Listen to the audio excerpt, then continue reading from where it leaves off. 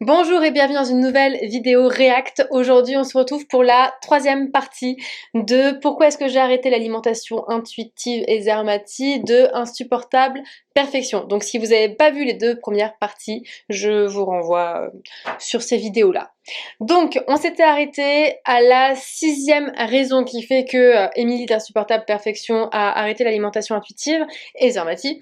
Et donc, on va continuer là où on s'était arrêté la dernière fois. Je précise avant de continuer, comme d'habitude, que tout ce que je peux dire dans ces genres de vidéos ne repose que sur mon avis personnel et professionnel. Mon but n'est pas du tout de clasher telle ou telle personne, mais juste de dire ce que moi j'en pense avec mon expérience, que ce soit de ce que dit Émilie ou que ce soit de ce que dit le livre de Evelyne Tribol. J'essaye de parler en toute transparence.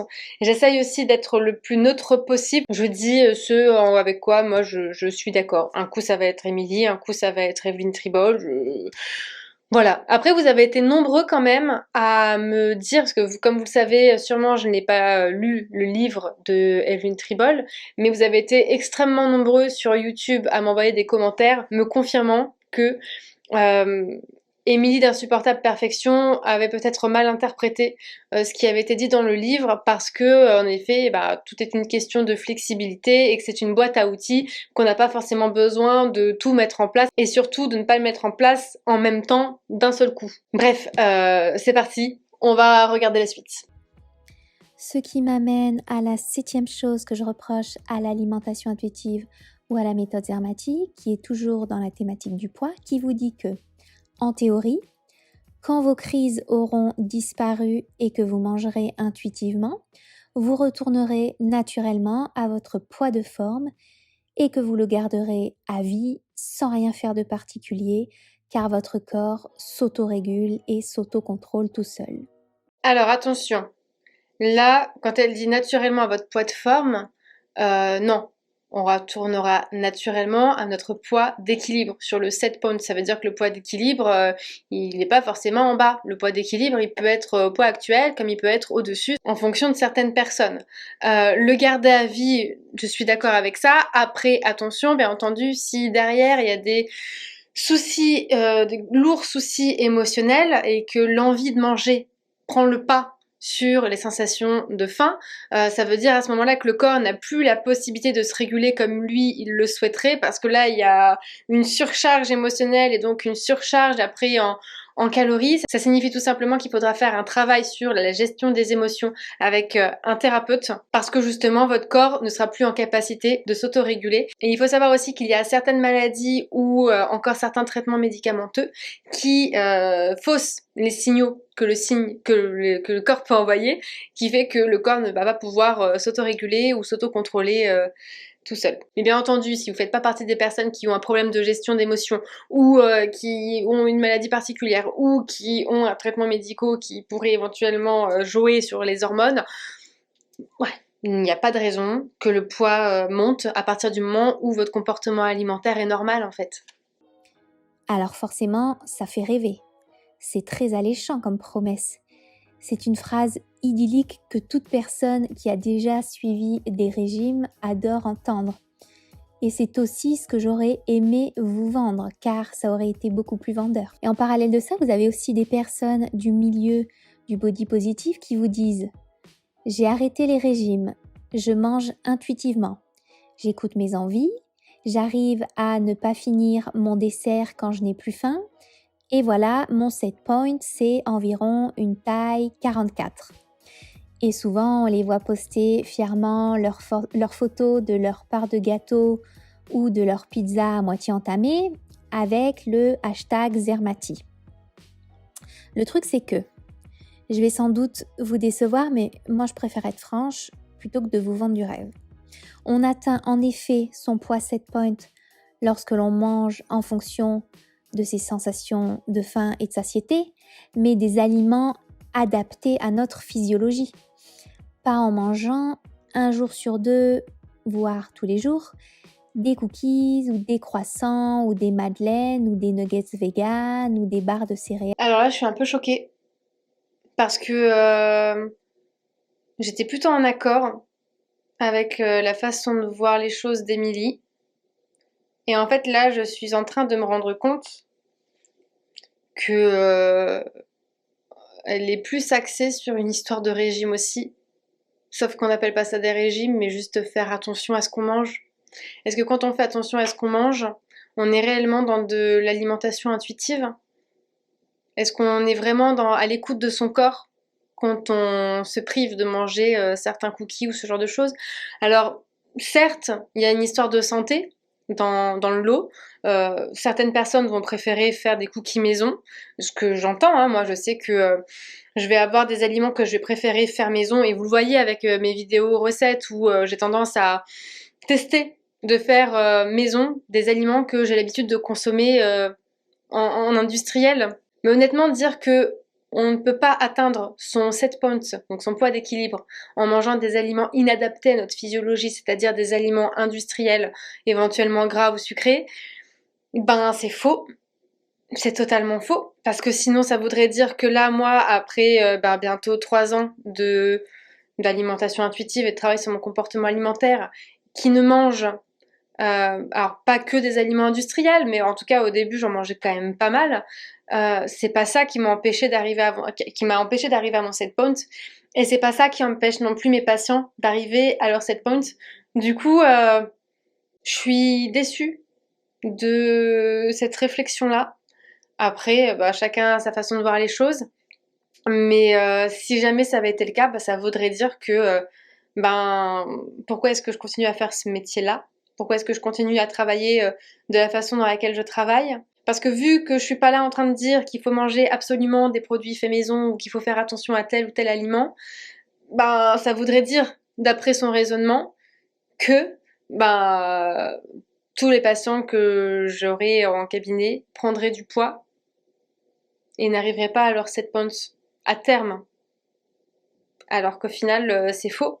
Dans le pire des cas, tout dépend des patients, parce que les patientes qui sont en dessous de leur set points en cas d'anorexie ou de restriction extrême, ces patientes-là, il y a de fortes chances que le poids soit censé monter parce que le poids d'équilibre est plus haut, mais toutes les autres, le poids d'équilibre est soit au poids actuel, soit plus bas. Et elles arrivent à atteindre leur poids d'équilibre. Pas forcément en mangeant des produits faits maison. Ça vient au fur et à mesure. Quand on s'écoute, on a tendance à faire un peu plus de repas et de plats faits maison. Mais honnêtement, là, je suis pas du tout d'accord, et je trouve que c'est une croyance qu'il est important de bannir. Après, ça ne reste que mon avis, encore une fois. Par-ci par-là. Je me permets de vous dire ça parce qu'il y a vraiment des personnes qui m'écrivent en pensant que respecter ses sensations de faim suffit pour retourner à son set point, et que manger 100 calories de patates, c'est comme manger 100 calories de pizza 3 fromages. Et je ne dis pas qu'on ne peut pas avoir un set point qui tourne autour du 44. C'est le cas d'un certain nombre de femmes et il n'y a rien de mal à ça. Je ne dis pas non plus qu'il ne faut plus manger aucun aliment industriel pour retourner à son poids set point. Ils ont tout à fait leur place dans une alimentation équilibrée. Ce que je dis, c'est qu'il ne faut pas dire aux gens, comme beaucoup le font, que l'on est à son set point parce qu'on mange en respectant ses sensations de faim et en écoutant son corps et ses envies, alors que l'on mange assez régulièrement des aliments qui ne sont pas forcément adaptés à notre physiologie. Je suis désolée, mais je vais confirmer que ce n'est pas parce que vous mangez ce genre de produits régulièrement que vous n'allez pas perdre de poids. Sinon, ça voudrait dire que vous n'allez pas retourner à votre poids d'équilibre, peu importe où se situe le poids d'équilibre. Sinon, ça voudrait dire que dès le départ, c'était voué à l'échec, parce que clairement, quand j'ai appris à écouter mon corps, tout ce qui me faisait envie, c'était des aliments que je m'étais jusque-là interdits, et donc des aliments industriels, des aliments gras, des aliments sucrés, des aliments pas forcément adaptés à ma physiologie d'après ce qu'elle est en train de dire. Alors comment expliquer que j'ai perdu pratiquement la totalité de mon poids en ne mangeant que ce genre d'aliments? Parce que clairement, on va pas se mentir, hein, la junk food, c'est ce que j'ai mangé en priorité. Les pâtes carbo avec plein de crème fraîche à balles, non allégées, surtout pas allégées, parce que l'allégé, j'en pouvais plus. Et de manger des pizzas, ce genre de choses. Franchement, je ne suis pas du tout d'accord avec elle, et je pense que mes patientes seront d'accord avec moi pour me dire que ce n'est pas parce qu'on mange ce genre de produit que l'on va prendre du poids en fait. Après, je vais pas m'étaler sur le sujet parce que si vous regardez mes vidéos, vous savez ce que j'en pense et voilà, ça va être un peu rébarbatif. Mais comment tu veux diaboliser les aliments avec ce discours-là? Je comprends pas. En fait, ce que l'on appelle aujourd'hui faire attention ou manger équilibré, pour moi, c'est juste manger normalement, comme nos ancêtres le faisaient avant l'arrivée de la nourriture industrielle. Alors je suis d'accord avec elle sur ce point-là. Par contre, il faut pas oublier qu'on vit plus du tout dans la même société que nos ancêtres. La société n'est plus la même. L'accès à la nourriture n'est pas le même non plus. Donc en fait, le but, c'est de composer avec notre société actuelle. Comment expliquer à des personnes qui ont accès à certains aliments, leur cerveau sait qu'ils ont accès à certains aliments, comment expliquer à l'inconscient que ces aliments-là, il n'y avait pas à l'époque. Le cerveau, lui, il s'en fout. Il sait qu'il a fait une fixette dessus. Si on le prive de cet aliment, ça part en compulsion. Mon but final n'est pas que vous arrêtiez les régimes et que vous arriviez à remanger de tout sans culpabiliser, mais que manger votre alimentation originelle redevienne facile et non un effort ou un exploit ou une privation, et que vous arriviez à ne pas répondre à vos envies d'aliments non physiologiques sans que ça parte en vrille. Mais c'est pas parce que on va avoir accès à ce type d'aliments-là qu'on ne va jamais avoir envie de manger d'autres aliments. Enfin, pas plus tard que hier ou c'est ce matin, mais je crois que c'est ce matin, j'ai une personne au téléphone qui souffre de compulsion alimentaire, pour qui c'est compliqué avec la nourriture et qui m'a dit que là, elle s'était autorisée un peu plus à manger des aliments tabous, hein, des aliments qui ne sont pas adaptés à notre physiologie, et qui a eu envie de manger une soupe. Je suis désolée, mais la soupe, c'est adapté à la physiologie. J'ai pas été obligée la personne à manger cet aliment-là. En fait, c'est venu tout seul. Et vous êtes nombreux dans mes patients, et moi-même, hein, à avoir parfois envie de manger ce type d'aliment-là. La dernière fois, j'ai eu un commentaire sous une de mes vidéos YouTube, notamment sur les meal prep, qui me disait que clairement, c'était pas du tout adapté ce que je faisais, que c'était pas du tout équilibré. Après, je ne prône pas l'alimentation équilibrée, donc je m'en fous. Mais ça m'arrive assez régulièrement d'avoir des envies de légumes, d'avoir des envies sur un légume particulier, d'avoir des envies de fruits. Je sais que là, en ce moment, j'ai des grosses envies de fruits, donc j'ai plein de fruits dans mon frigo. Mais c'est pas parce qu'on mange ce type d'aliments, c'est pas parce qu'on mange des aliments caloriques, c'est pas parce qu'on a envie de manger des aliments caloriques et parfois industriels que l'on va forcément vouloir manger toute notre vie que ce type d'aliments-là.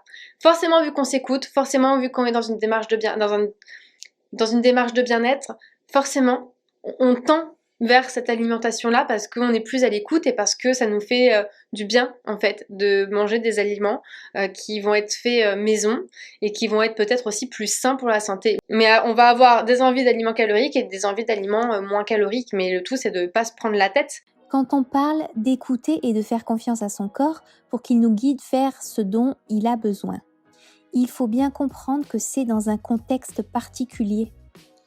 Nos sens et nos envies sont en effet nos meilleurs guides, mais seulement dans un cadre adapté, c'est-à-dire un cadre composé d'aliments natifs ou naturels ou originels. Ce système d'autorégulation des besoins ne peut fonctionner qu'à condition qu'on lui donne les bonnes informations. Je suis d'accord sur ce point-là. Je vous avais fait une vidéo d'ailleurs sur le fait d'avoir une alimentation diversifiée. Qu'il y avait certaines personnes, parce que c'était un commentaire qui revenait souvent au tout début, là, quand j'ai repris le défi des vidéos YouTube, de personnes qui me disaient oui, mais t'es bien d'accord avec nous que si une personne est à l'écoute de ses besoins, cette personne, si elle n'a jamais consommé certains aliments, elle va faire comment pour avoir envie d'aller vers ces aliments-là? Et je suis totalement d'accord avec. C'est-à-dire que le cerveau va enregistrer des données d'aliments qu'on a déjà consommés. Si on n'a jamais consommé les aliments ou en très faible quantité ou il y a très longtemps, ça va être compliqué pour lui de savoir que c'est dans cet aliment-là qu'il y a la réponse à son besoin. Donc c'est pour ça que c'est très important de chercher à goûter, à être curieux en fait. Quand on n'aime pas un aliment, si ça fait longtemps qu'on l'a pas mangé, pourquoi pas le regoûter, refaire un plat différemment. Enfin, je pense que de toute façon, quand on rentre dans une démarche d'alimentation intuitive, on va pas se mentir, hein. On est dans de la curiosité, on aime s'écouter, on aime en apprendre plus sur soi et on va chercher à tester, à faire des expériences et pour en apprendre encore plus sur soi. Et c'est exactement ce que je dis à certains patients, même si c'est plutôt rare les patients qui ne diversifient pas leur alimentation, mais ça peut arriver. Et c'est ce que je dis à ces patients-là, c'est qu'il va être important, peut-être pas tout de suite au début du suivi, mais en tout cas une fois qu'on aura déjà bien avancé dans la prise en charge, de se mettre en contact avec des aliments qu'ils n'ont peut-être pas l'habitude de manger, de découvrir de nouveaux aliments ou de redécouvrir certains aliments qui jusqu'à ce jour n'étaient peut-être pas forcément les bienvenus dans notre assiette. Si vous allez faire les courses dans un supermarché quand vous avez faim, tout va vous paraître attirant car c'est justement le but de la nourriture industrielle. Ouais, je suis pas forcément d'accord avec ça. Je sais pas si vous, alors je parlais principalement là aux personnes qui ont déjà entamé un travail sur l'alimentation intuitive ou qui sont des mangeurs intuitifs, qui n'ont pas de problème avec leur comportement alimentaire, qui ont déjà terminé ce travail-là. Moi, je sais que personnellement, quand je vais faire mes courses, alors je vais rarement faire mes courses en magasin. Là, j'ai vraiment pu le constater quand il y a eu le confinement, parce que pendant le confinement, vu que le drive n'était plus accessible, j'étais obligée d'aller faire mes courses en magasin. Et j'ai pas eu cette sensation que tout me faisait envie. Il y avait certains aliments en effet qui me faisaient envie, en tout cas sur les premières courses, parce que il y avait cette histoire de frustration où j'ai voulu compenser un petit peu le manque parce que les courses d'avant, vu que c'était le début du confinement, c'était la dèche totale et je n'avais pratiquement plus rien à manger. Donc là forcément le retour aux courses a été un peu compliqué à gérer parce que j'ai eu envie de prendre beaucoup de choses par compensation et aussi par anticipation des semaines à venir, de peur de plus y avoir accès. Mais les courses qui ont suivi ont été beaucoup plus simples à gérer parce que déjà d'une, les gens se sont calmés dans les magasins, donc les produits sont aussi redevenus accessibles. Mais par exemple, passer dans un rayon gâteau, même si je suis autant salée que sucrée, hein, je vais pas être plus attirée que ça. Je vais avoir des aliments fétiches, mais c'est pas pour autant que je vais en saliver et en avoir une folle envie. Enfin, je, en tout cas à l'heure actuelle, hein, je dis pas que ça aurait été le cas si j'avais été faire les courses il y a 3 ans en arrière. Parce que j'étais en train de me dire, si on fait les courses en ayant faim, peut-être que, mais même pas, même en ayant faim, tout ne va pas me faire envie, tout n'est pas tentant. Donc je suis pas spécialement d'accord avec ça. Dites-moi ce que vous en pensez par rapport à votre expérience, à vous personnellement, c'est intéressant. Vous allez probablement loucher sur de la pizza, des quiches, des aliments frits, des nuggets, des plats cuisinés, des gâteaux, des barres céréales, du chocolat, etc. Cette nourriture sera toujours attirante à l'odeur, à la vue ou au goût.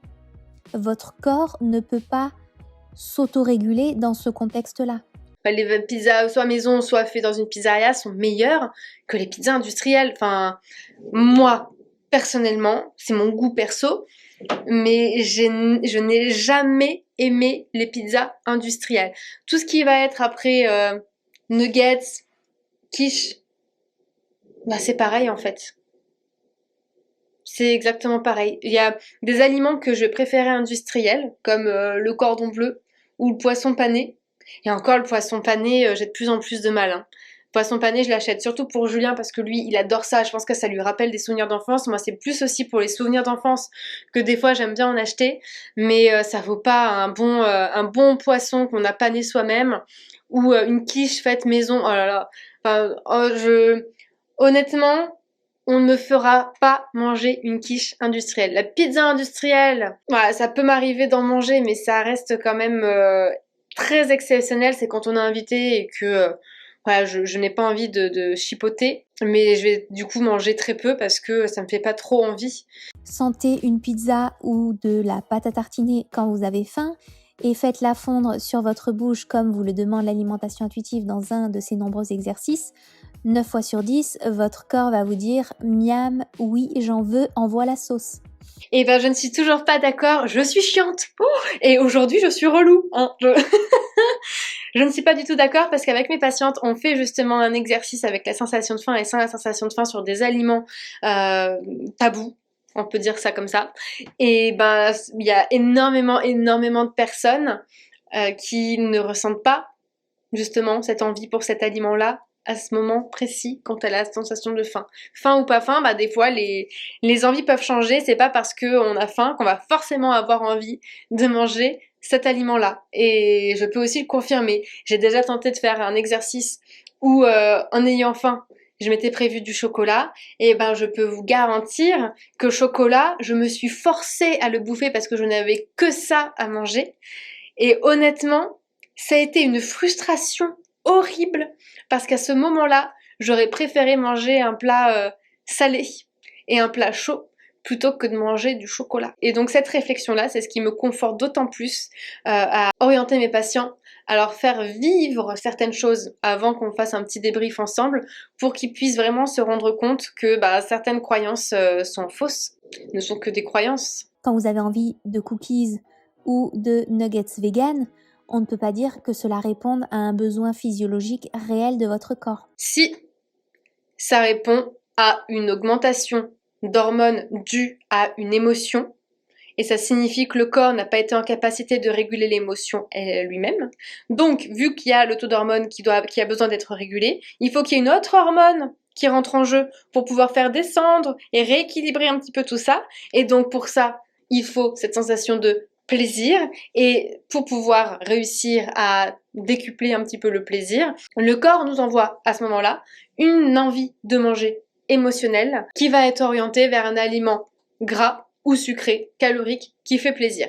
Ce mélange des trois critères est une envie de manger émotionnelle, c'est ce qui fait que le taux d'hormones va descendre pour venir se stabiliser. Il ne réglera pas du tout le problème, mais au moins ça permettra d'apaiser ça parce que sur le long terme, avoir de l'émotionnel qui n'est pas régulé correctement, ça peut donner lieu à quelques petits problèmes de santé. Et c'est pour ça que des fois avec le recul, je me pose la question de savoir si jamais je n'avais pas été je m'étais pas forcée à être dans un rééquilibrage alimentaire ou une sorte de régime au moment où psychologiquement j'ai eu beaucoup d'émotions à gérer d'un coup et où j'aurais peut-être eu besoin à ce moment-là de la nourriture pour me réconforter ou d'autres choses, peut-être de faire du sport ou ce genre de choses, mais peut-être que si j'avais eu à ce moment-là, par rapport au contexte, la possibilité de répondre à mes envies, ou en tout cas d'y répondre de manière non culpabilisante, est-ce que j'aurais pu esquiver ma maladie actuelle au niveau de mes intestins qui est due au stress et donc à de l'émotionnel trop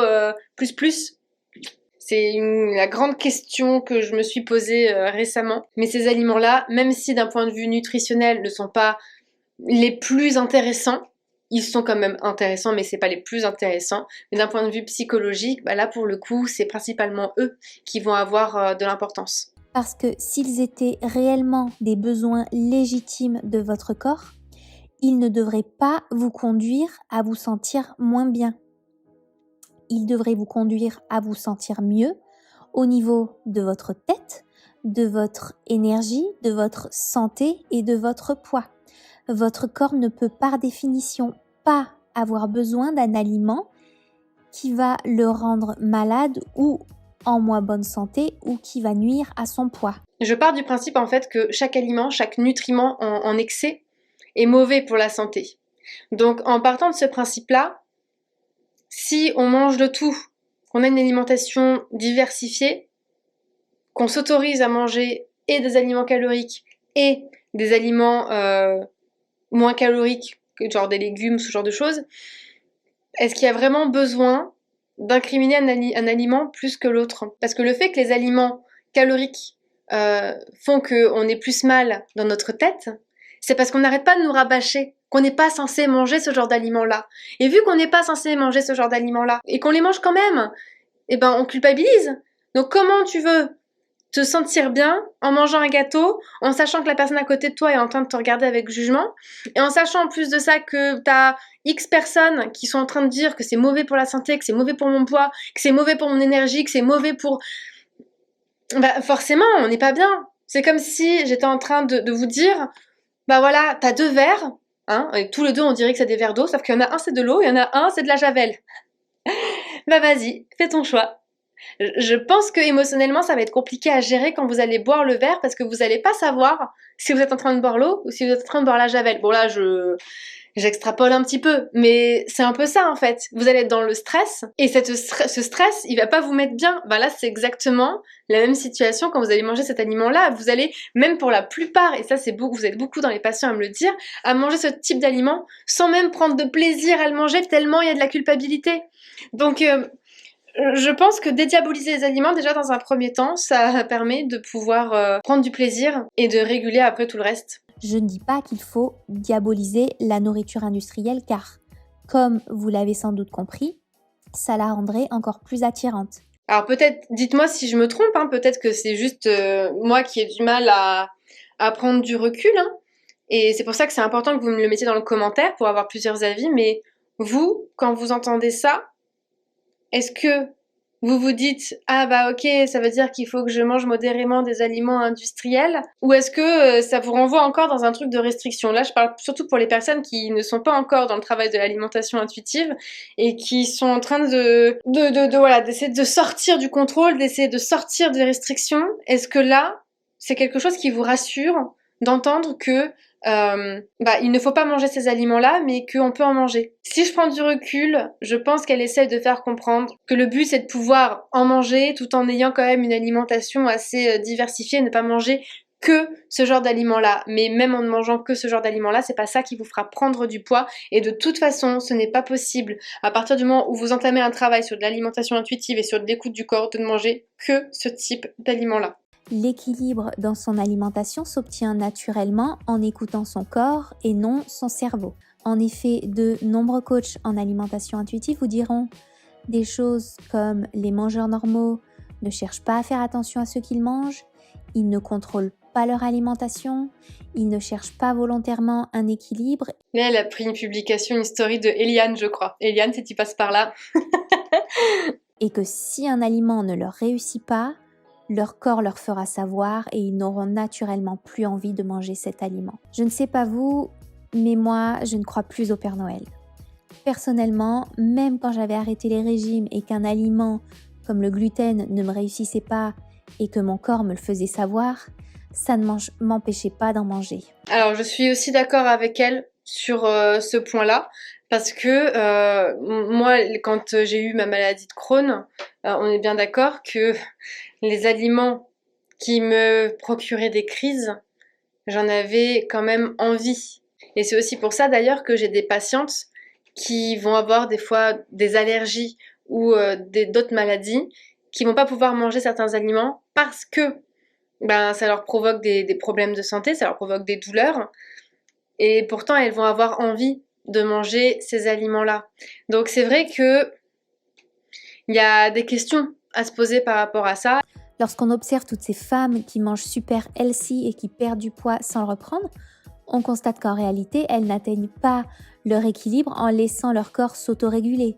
Elles utilisent aussi leur intellect dans leurs choix alimentaires et se contrôlent, mais d'une manière différente que les personnes au régime, ce qui fait que ça ne part pas en vrille.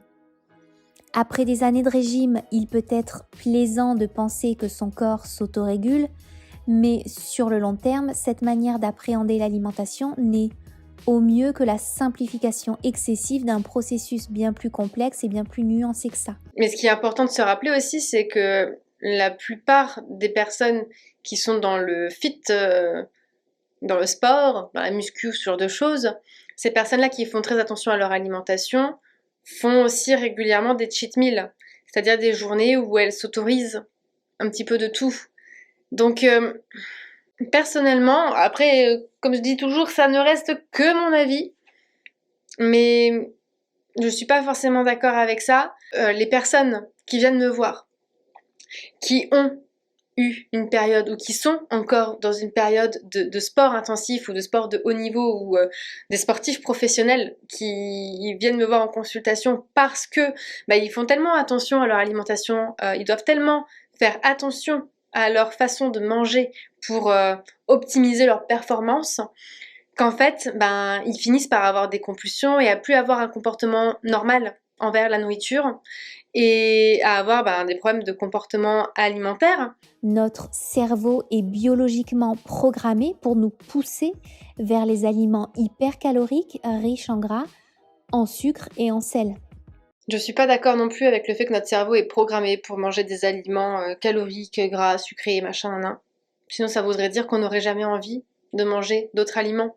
On a juste, en consommant ce type d'aliments-là, intégré, notre inconscient a intégré, notre corps a intégré que manger ces aliments nous procurait du plaisir, qu'il augmentait du coup l'hormone du plaisir et que c'était un très bon régulateur émotionnel et qu'en cas de plan B, bah ça pourrait faire l'affaire. Et c'est pareil pour l'alimentation intuitive. Il y a le 10e principe qui parle de nutrition, mais à aucun moment il n'est expliqué concrètement comment ne pas manger certains aliments alors même qu'on a envie d'eux. L'auteur vous laisse croire que si des aliments ne vous réussissent pas et que vous écoutez votre corps, il vous le dira et vous n'aurez plus envie de les manger. Mais je suis d'accord, oui, et pas d'accord avec ce principe-là, mais c'est vrai que, je vous l'avais dit tout à l'heure, c'est vrai que pour certaines maladies ou pour certains problèmes de santé, ça va être compliqué parce qu'on va quand même avoir envie de cet aliment-là. Par contre, admettons que on ait mangé un aliment pas frais, je fais pas du tout référence à une intoxication alimentaire que j'ai vécue il y a 2 jours. Si on mange un aliment pas frais, il y a de fortes chances, si on a eu par exemple des vomissements, moi c'est surtout quand il y a eu des vomissements et que j'étais vraiment malade comme un chien que je vais avoir beaucoup de mal à manger ce type d'aliment-là. Mais par exemple, il y a 2 jours, j'ai mangé kebab, j'ai pas été très très bien en mangeant cet aliment-là parce que je pense que il n'était pas de première fraîcheur. Je ne peux pas expliquer autrement parce que je n'ai rien mangé d'autre qui pourrait expliquer que j'ai été malade. Et je vous avoue que là, les kebabs, je pense que pour un bon moment, je ne risque pas d'en remanger. Après, il y a des fois où je vais être malade en mangeant certains aliments qui ne sont pas bons. Je vais pas forcément mettre la faute sur l'aliment parce que j'en ai déjà mangé et que je sais que cet aliment ne fait pas tout le temps cet effet-là. Par contre, ça va être le contexte dans lequel je l'ai mangé, le lieu dans lequel j'étais au moment de le manger. Quand j'ai eu mon intoxication alimentaire en mangeant à Flunch, je peux vous assurer que je n'ai jamais remis les pieds dans ce restaurant. Mais j'ai quand même continué à manger l'aliment qui m'avait rendu malade. Mais j'ai mis un petit moment aussi avant d'en remanger parce que ça m'avait un petit peu vaccinée. Par exemple, si c'est, je sais pas moi, repas de Noël, vous faites une indigestion aux huîtres ou une indigestion aux escargots, il y a de fortes probabilités quand même pour que vous n'ayez plus envie d'escargots, que vous n'ayez plus envie de manger des huîtres pendant un très long moment. Alors je sais pas si ça vous est déjà arrivé, mais c'est déjà arrivé à des personnes de ma famille et je peux vous dire que les années d'après, ils n'avaient pas forcément envie de manger ces aliments-là pendant le repas. Voilà, je pense que ça dépend du contexte, ça dépend des aliments, ça dépend de comment ça se manifeste au niveau du corps si jamais ça passe pas. Parce que dans ces cas, ça voudrait dire qu'une personne qui souffre de diabète ne serait plus attirée par des aliments sucrés. Et pourtant, c'est pas le cas. Alors, je vais m'arrêter là. Et j'espère que ça répond un petit peu aux interrogations que vous vous posiez en regardant cette vidéo quand vous m'avez demandé de réagir dessus pour avoir mon avis parce que vous étiez un petit peu perdu, il y avait des choses avec lesquelles vous étiez d'accord, pas d'accord et que vous saviez pas vraiment quoi en penser. De ma vision à moi, voilà ce que moi j'en ressors. Je trouve pas que Émilie est totalement à côté de la plaque. Je pense qu'il y a des points qui sont intéressants, mais il y a des points avec lesquels personnellement je ne suis pas d'accord de par ma formation et de par surtout mon expérience. Donc comme d'habitude, si vous aimez ce genre de vidéo, n'oubliez pas de la liker, de vous abonner pour avoir accès éventuellement aussi aux notifications quand une nouvelle vidéo sort. Et puis on se revoit demain dans une nouvelle vidéo.